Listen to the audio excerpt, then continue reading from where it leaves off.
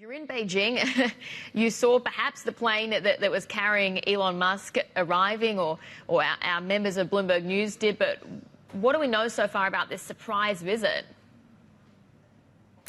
Yeah, we are tracking the story, and Bloomberg News was tracking the plane across the Pacific, his Gulfstream, that is at least registered to Tesla. We can't confirm 1,000% that Elon Musk was actually on that particular plane, but we can see from CCTV that he was there in Beijing meeting with the Premier Li Qiang. Keep in mind, Li Qiang was the Shanghai party boss at the time that Musk and Tesla negotiated the factory for Shanghai that opened in 2019. And essentially, you know, there is a long 5-year relationship, if not more, between Musk and Li Qiang. And that is the most productive factory in the world for Tesla. But keep in mind, Tesla is having troubles right now. It just coming off its first year-over-year decline in quarterly revenue since 2020. It's also slipping down the table in EV leadership in China. So there are troubles here. They're cutting headcount globally.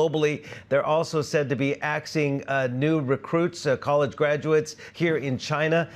They're also, you know, looking to accelerate new models around the world. However, they are not at the Beijing Auto Show, which is ongoing right now. Li Qiang did go to the auto show. There's speculation, at least in Chinese media, that Elon Musk, before he jets off out of China, might make a visit today at the Beijing Auto Show. We cannot confirm that. We are getting a report, though, coming out, actually a statement from the China Association of Automobile Manufacturers in a statement yesterday afternoon, coinciding with Musk's arrival, by the way. Coincidence, perhaps. He arrived at 2 p.m. We got the statement about the same time. The data that basically Tesla has passed the data security test on how a vehicle collects sensitive personal information and whether the vehicle allows a driver to easily stop it from collecting data. This is for the Model 3 and Model Ys from Tesla. But again, the overall pressure that Tesla is facing globally on its revenue is acute, and it is in China. I asked Bill Russo, who is the founder of Automobility. He is a long-term auto veteran in this market. He knows. And he essentially said that Tesla is losing ground in this market, and it just doesn't have the new models and is not present at the Beijing Auto Show at a time when Chinese EVs have made such grounds over the last 4 years or so. So what I think about the reason stock is down is because people were concerned that he was going to abandon the idea of having a low-cost car and go all into robo-taxis. That's the reason stock is down. And then there was a report in Reuters said he's canceling this new factory that's going to make that's going to make low-cost cars, $25,000 cars, competition from China. So there's only one company in China that's profitable, by the way. That's BYD, you know, Warren's company, Buffett's company. And that's a company makes $1 billion a quarter, and our company makes $4 billion a quarter. No one else makes money. Ford loses so much. General Motors, everyone loses money on this. It's much more complicated to make these cars. You know, it's interesting. I was talking yesterday about motors. So motors in a car cost $5,000 a car. That's what the normal, these 100-year-old companies cost them $5,000. We can make a motor for $1,000. Costs $5,000. So they get. No, but then you have to have a battery that's more expensive. Oh no, I'm talking about if you're making the internal combustion engine cars. I'm just talking about how stagnant businesses become and how used they are to operating the way they've always operated. That they don't look for new things to do, new ways to operate. Operating oriented toward making things cheaper. He can do things for $1,000 that other people cost $5,000. It's amazing. That's if he wanted to be an electric car, a gasoline car company. All I'm pointing out is that people get, you know, entrenched, and they do things without trying to make things better and cheaper and faster all the time. There's no incentive to do that. So Munger says, "Show me the incentives, and I'll show you how people act." And that's the idea, that people, the incentive, what's the incentive for a guy, someone who's 55, 60, we got to get off of this. But the idea is that that's the reason stock's down. And now So what's the reason it's going to go up, and when? Oh, it's going to go up huge. When? And now. I mean, now is the bottom. Okay. And so what they're doing is they're going into robo-taxis, and they're going to make the low-cost car. So they're making the low-cost car, except they're making it, they have excess capacity right now. They have capacity to make 3 million cars a year. They're making 1.8 million. So there's 1.2 million cars they can make extra in an existing facility with no more capital. and they're not going to make the cars direct cost as cheaply as they did before, as they expected to. But overall, until they expect to do 5 million of these new cars. That was billionaire investor Ron Barron talking about Tesla stock after the company reported 2024's Q1 earnings and the advantages that Tesla has over other automakers, including the fact that EVs will win over hybrids because it costs less to make an EV than a hybrid car. One automaker that's currently winning big on hybrids is China's BYD, and it even sold more hybrids than it did EVs last quarter. But now, Tesla is on a mission to prove that EVs are the future, and it's kicking this mission off in BYD's hometown. In fact, Elon Musk visited China on Sunday, and this visit could unlock more opportunities for Tesla as he is attempting to meet with senior Chinese officials in Beijing in order to get approval to roll out FSD in the country. But with the rising tensions between the US and China, do you think Chinese officials will allow an American company to record and use data that is crucial to China to train an AI model? That's what we will try to find out today. Before we dive into today's video, if you want to keep up with Tesla's latest updates, as well as other large caps, you can follow our Twitter account. We post multiple times a day about the biggest changes and catalysts in the market, so click the follow button if you don't want to miss the newest market updates. What do you think Tesla is likely able to do now that it wasn't perception-wise last week? Well, it's a watershed moment because Musk doesn't just make this trip just to do it, because if this could open up FSD in China, which I view as unlocking what could be really the golden opportunity for them when it comes to FSD and autonomous in China, which has been a missing piece in the puzzle. Well, Dan, Steve Engel here. Let me jump in and ask, there's no doubt that Tesla needs China, with Elon Musk making that surprise visit. But does China need FSD? I was at the auto show. I saw all these new range of EVs. I hadn't been back to the auto show in 4 years because of COVID. And the technology has rapidly improved here, where a lot of these technology companies, whether it's Xiaomi or Huawei or others, are into this space. I'm going to go later today in Daxian District and get a test drive of autonomous robo-taxis by Pony AI and Toyota. Does China need FSD from Tesla? Well, look, I mean, Musk's most followed person probably in the world. And Tesla, I view as a trophy case for Beijing. And that's why Musk is there, because despite what we've seen in terms of just the massive competition domestically and so impressive from BYD and others, China needs Tesla, just like Tesla needs China. And I think this is an important visit, especially in what I believe will be a rebound in China for Tesla. But FSD, that's the golden goose. That's what Musk is going after here. Since 2021, Tesla has stored all data collected in China by its Chinese fleet in Shanghai, which is home to Tesla's largest factory globally. This act was required by Chinese regulators, and this data was never transferred back to the United States. Tesla's FSD was already rolled out 4 years ago, and despite customers urging its release in China, it has yet to be available there. Elon said this month that Tesla may make FSD available to customers in China very soon in response to a query on Twitter, and now it looks like he is about to fulfill this.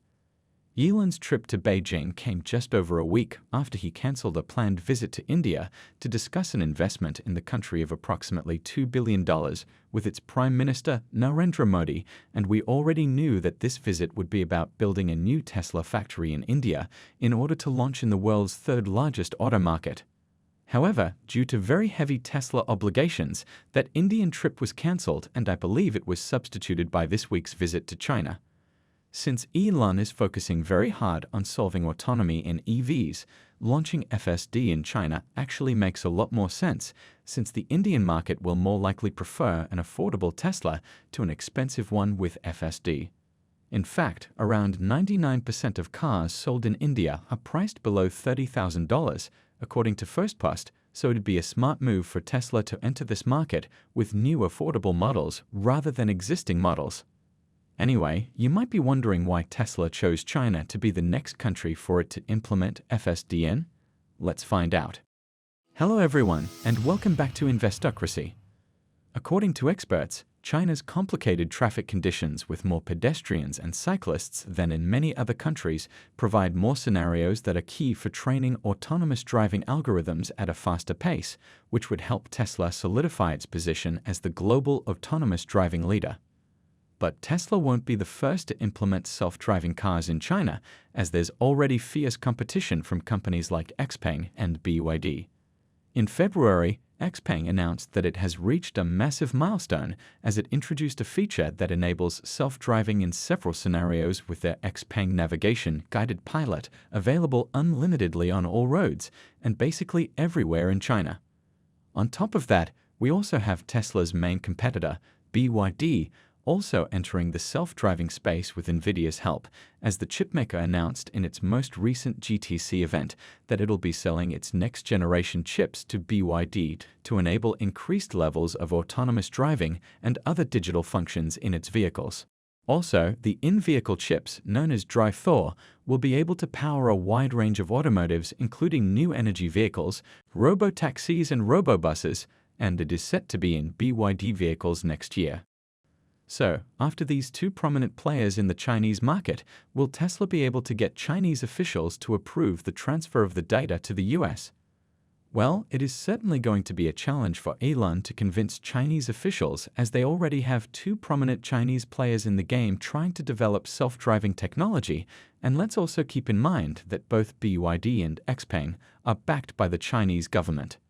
However, they could allow Tesla to store the data in Shanghai, as they always have, and develop autonomous driving from there.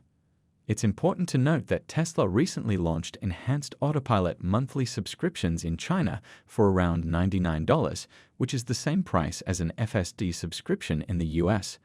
So, there's a very strong chance that FSD will follow, just like how in the US FSD came after autopilot, and autopilot was even cancelled in the country once FSD reached its current level.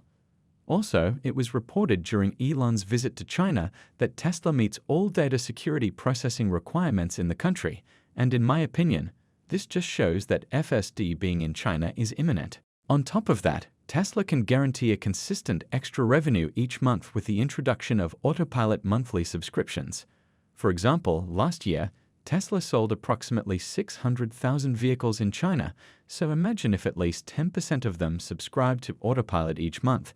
That would be 60,000 vehicles, and since the subscription is $99 per month, that's an extra $5.9 million in extra revenue for Tesla. And that could increase even more if Tesla rolls out FSD in China, as many Tesla owners in the country would switch to FSD as soon as it's released, instead of autopilot.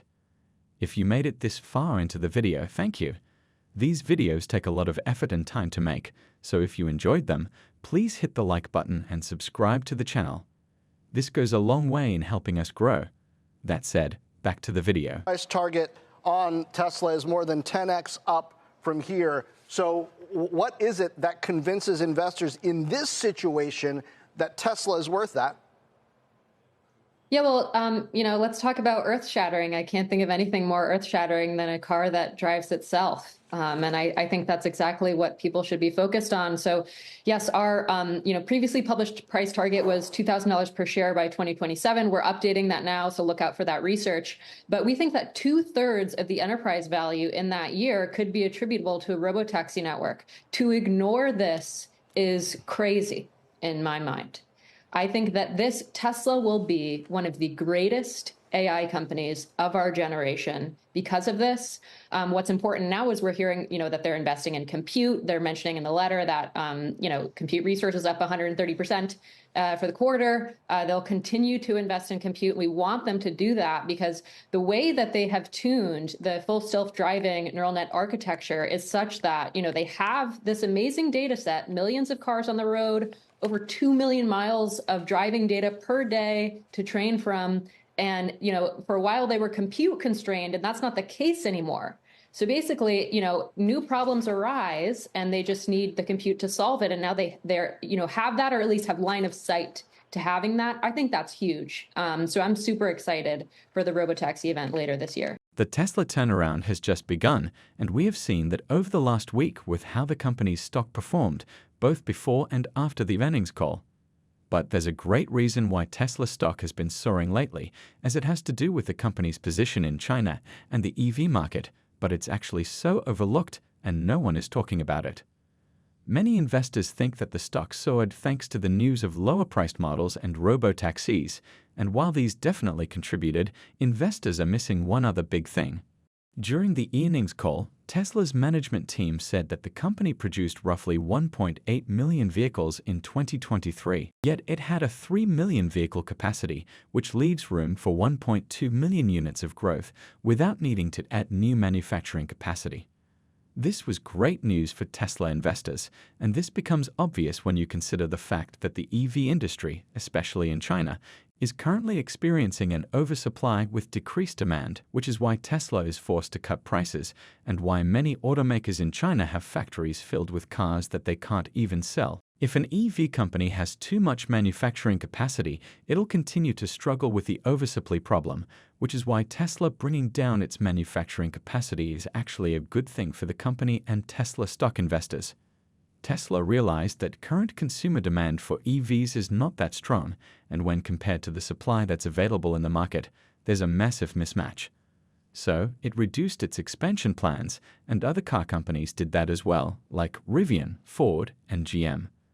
What's even better is that Tesla can increase the amount of vehicles it manufactures by introducing the new affordable models, which will not be contingent upon any new factory or massive new production line.